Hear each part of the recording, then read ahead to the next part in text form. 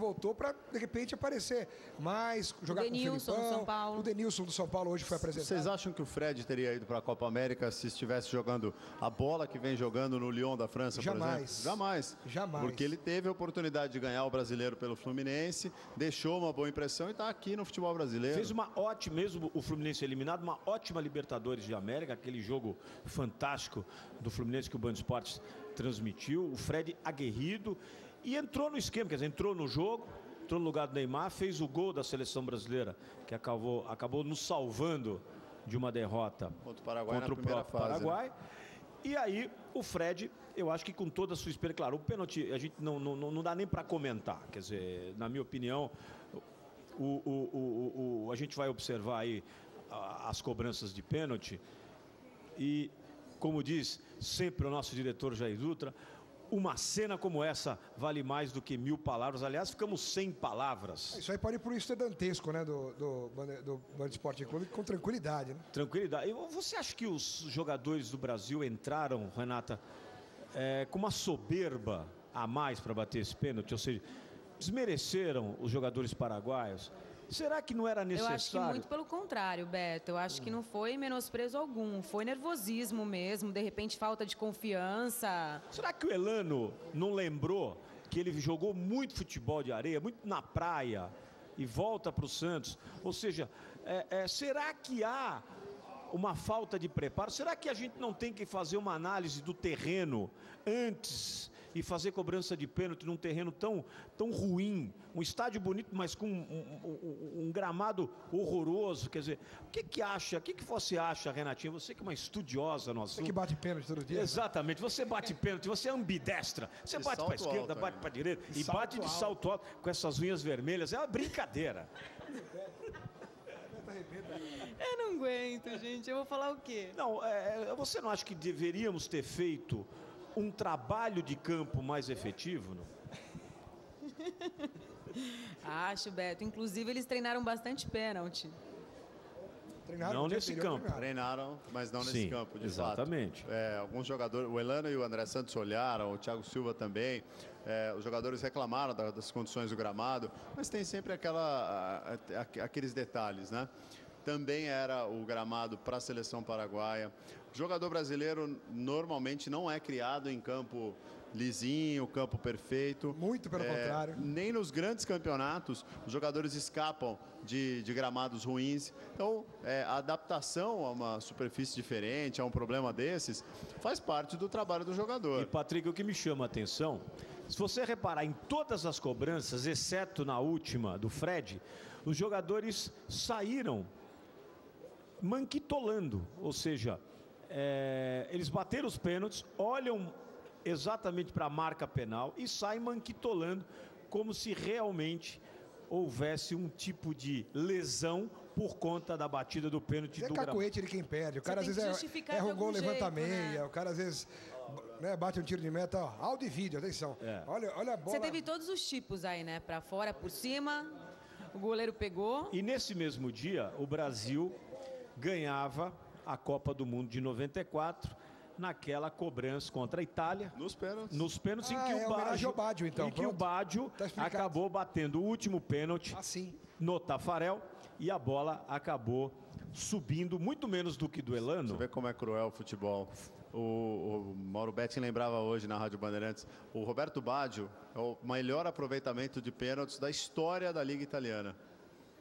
E ele errou um pênalti machucado, depois de 120 minutos debaixo de 40 graus. E ele ficou marcado, sinônimo de pênalti para cima. Sem dúvida. E nós tivemos no sábado, aliás, eu só quero fazer um comentário, o que tem de Larissa Riquelme agora?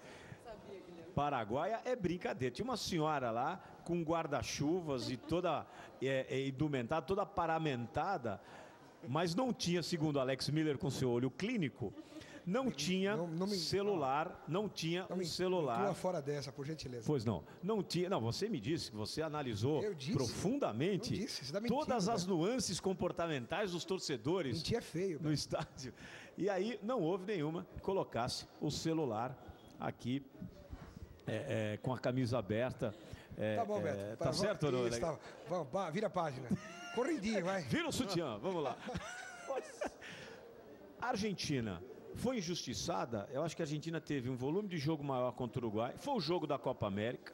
Foi um jogo brilhante. Acho que a posse de bola, tanto de Argentina como de Uruguai, foi uma das grandes posses de bola. Foi um jogo que não parou, teve muito pouco chute a gol, mas o Muslera se destacando para, sem dúvida, ser o goleiro da Copa América é extraordinário. Mas o Villar também. O Villar também, sem dúvida. O Paraguai merece, hein? Merece também. Mas o Muslera realmente... Oi? Eles estão... a gente está acompanhando aí os lances e, sem dúvida, o jogo da Copa América, sem dúvida, um jogo que movimentou, um jogo que deu emoção. O Messi voltou a jogar e ele, mesmo em condições físicas inadequadas, do meio do segundo tempo para frente, pegava a bola, quase no final do jogo, do tempo regulamentar, fez um gol, ficou ali, vocês vão observar depois o Messi jogado ao chão, não acreditando que a bola não entre. E queria perguntar uma coisa para vocês três. O Messi foi o primeiro a bater. A gente responde de uma vez só. O Messi foi o primeiro a bater o pênalti para a Argentina, o Forlan foi o primeiro a bater o pênalti para o Uruguai. Dos 5 que bateram para a seleção brasileira, vocês acham que teria que ter sido mesmo o Elano ou, de repente, o Robinho poderia ter começado as cobranças? Uruguai e Argentina vieram para a primeira fase de pênaltis com força máxima. O Brasil não veio. Isso me chamou muita atenção, é um destaque interessante, porque se você observar, você tem, tanto na Argentina como no Uruguai, uma força. O Tevez perdeu o pênalti, quer dizer, normal. Mas, Beto, acho que esse negócio de pênalti é muito relativo, porque às vezes o jogador aparentemente é grosso, como um zagueiro, um volante, mas tem uma técnica, uma maneira de bater um pênalti que acaba sendo muito eficiente, né? A gente vê na história das decisões por penalidades máximas, jogadores que aparentemente não eram os principais do time, mas na cobrança de pênalti, eles se davam bem, tinham a frieza necessária para bater, não se incomodavam, não sentiam a pressão, né? Não sei agora lembrar de alguns exemplos para ter uma ideia, mas eu me lembro, por exemplo, numa decisão de pênalti do Corinthians, acho que o Índio, lateral direito, bateu muito bem, que era tido como um jogador dos mais fracos do elenco teoricamente, né?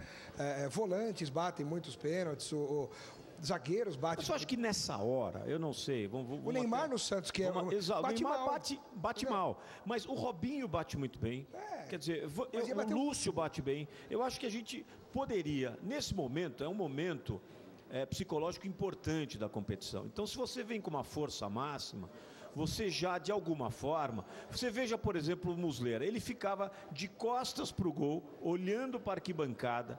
Eu não sei se isso teve algum tipo de interferência. Isso aí é coisa dele, é ritual dele. Mas acaba, na minha opinião, criando um cenário próspero para que o marcador do time adversário possa perder, ou pelo menos deixar o goleiro menos concentrado. Beto, então, se o Tevez faz o gol e o Uruguai perde, acaba, a gente ia falar que o Uruguai perdeu porque o Muslera não olhou para os pênaltis. Como diz o meu amigo, aliás, um abraço, eu queria mandar um abraço especial às concentrações de Flamengo e de Palmeiras, que estão nesse momento nos assistindo.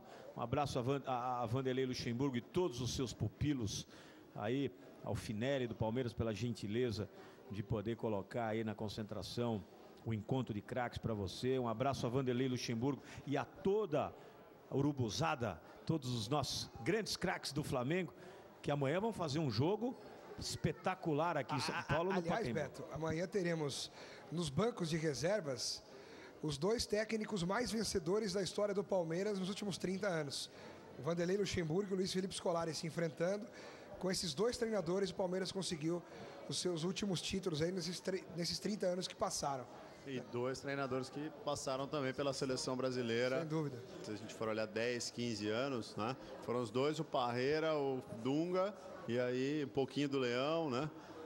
E mais esse trabalho do Mano Menezes. A gente vai ter um jogo daqui a pouco entre o Uruguai, que segundo todos entendem é o grande candidato ao título, e o Peru, que foi uma grande surpresa, assim como a Venezuela. Vocês entendem que o Peru pode pregar uma peça no time uruguaio? Ou seja, é possível que o time uruguaio, como você bem disse, assuma uma responsabilidade agora como grande favorito e ele possa, nesse momento, perder a sua condição de favorito e até perder o jogo para o Peru?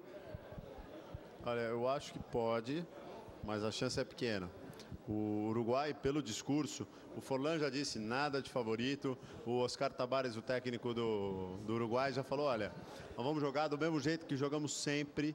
Primeira preocupação é anular os pontos fortes do adversário, segurar o jogo, né, controlar o jogo e aí depois ver o que dá para criar com principalmente a força técnica que o Uruguai tem, né, com jogadores como o Forlan e o Soares, por exemplo, na frente. Então não vejo o Uruguai muito exposto, saindo muito. Já aprendeu com um resultado relativamente ruim contra o Peru na primeira fase, né, os dois se enfrentaram. O Peru é um time para contra-ataque mesmo, que tem menos força técnica e menos camisa, menos experiência internacional do que esse time do Uruguai, então acho que as chances de o Peru aprontar agora são pequenas. A surpresa que ele poderia ser, ele já foi na primeira fase, especialmente nesse jogo contra a Colômbia. É difícil falar, né? Antes de começar a Copa América, estava todo mundo bancando Brasil e Argentina na final da competição. Todos os grandes favoritos caíram. Concordo com o Patrick, acho muito difícil, mas não acho nada impossível. E não vou me surpreender também se passar. Claro, e aliás, falando de Oscar Tabares, é muito importante que a gente diga que ele foi o responsável por repaginar o futebol uruguaio.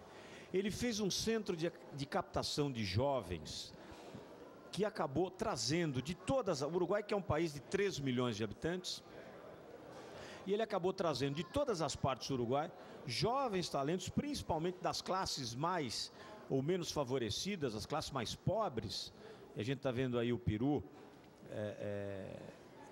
sobrando contra... Esse é o bom Vargas. Um bom jogador e uma surpresa muito grande contra a Colômbia do meu amigo Rincon, que comenta inclusive para a televisão colombiana. E o Oscar Tabares acaba trazendo à tona, nessa reestruturação do futebol uruguai, um cenário muito próspero. A gente tem o Uruguai quarto colocado na Copa do Mundo, o quarto melhor time do mundo. Nós temos o Uruguai campeão da Sub-17. Vice-campeão da Sub-17. Nós temos o Uruguai com o Peñarol na final da Libertadores de América contra o Santos Futebol Clube. E a gente tem o Uruguai como o franco favorito para ganhar a Copa América. E classificado para a Olimpíada, junto com o Brasil, como o segundo colocado do Sul-Americano Sub-20. De volta à Olimpíada depois de muito tempo. Exatamente. Então, o futebol uruguai, Renata, você dizia que Brasil é a Celeste Olímpica, exatamente, a Celeste voltando aí a brilhar. Você dizia que todos acreditavam numa final Brasil e Argentina, mas o Uruguai, com esse mesmo time, vem mantendo um padrão absolutamente importante de jogo e que eu acho realmente muito difícil o Peru ganhar, até por conta da larga vantagem técnica do time uruguaio, não, Patrick? É verdade, é verdade. Eu tenho essa mesma impressão que você. Muito difícil hoje o Peru aprontar de novo como surpresa, né? Como eu havia dito. E a vantagem técnica do Uruguai é clara. Então, até por isso, minha aposta, meu palpite é o Uruguai na final. E, sinceramente, para de amanhã eu já acho que está muito mais próximo o nível, né, entre Paraguai e Venezuela ali. Num arrisco como arrisco hoje, né? Acho que o Uruguai é o time que tem muito mais condições do que os outros três de chegar à semifinal. E eles têm algo a mais também, né? Só quando eles estão cantando o hino você já sente um negócio diferente, né, Beto? Muita raça, muita garra. Eu acho que isso também faz diferença hoje em dia. O futebol está cada vez mais... O time está muito bem. Força física, energia... Eu acho que isso conta também, a vontade deles. Eu fiquei muito surpreso com a Venezuela e fiquei analisando, será? Eu não sei se todos os jogadores da Venezuela compartilham com o modelo de regime implantado pelo Hugo Chávez. Mas todo mundo sabe, o mundo inteiro sabe, que Hugo Chávez está acometido de um câncer maligno e ele foi a Cuba pela segunda vez para fazer já os primeiros exames mais profundos e as primeiras sessões de quimioterapia. Será que esse clima que envolve o presidente da Venezuela foi passado para os jogadores, isso pode ter, na opinião de vocês, uma interferência para esse rendimento dessa grande zebra que é a Venezuela, que eliminou o time do Chile,